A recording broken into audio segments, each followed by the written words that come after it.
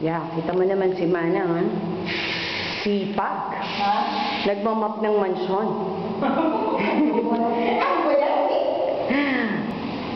Kasi naglalawa, nag-shower dito. Diyos ko, naglawa ang tubig. Dala na kami ng shampoo at sabon. Dito, supposedly, kitchen. But look at that, look at that. Hindi ko nakita niya dito. Hindi niya pa nakita to. Ha? Kaya may tinikitan ako para paggabi may ilaw.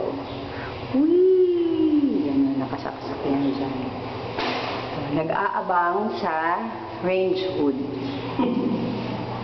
Ito ang aming dirty kitchen. See here. Wala pang aircon. Dapat dito may aircon buong bahay. Oo nga, centralized. Kasi Mainit. no? Mainit. Hindi ko pa nabila ng curtain.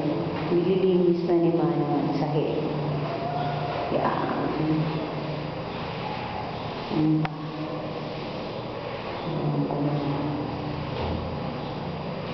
Okay. Bedroom number 1. Init. Walang aircon, walang hangin. Mainit. Meron siyang smoke detector. Ito na lang yung tukan. Binili ko yung curtain, $199. Diba? Murahin. There you are. There you are. Stop. Tayo sa bedroom number 2. But first, take a look at our wall. Sana wag babagsak. Ako naglagay niyan. Churang. O, si Manang na naman. May extra sa camera. This is kwarto. Iwan ba ito?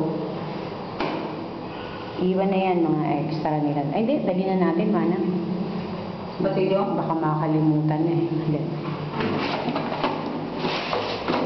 Yung kumot, hayaan mo lang. Iwan mo lang yan dyan, o, para may something.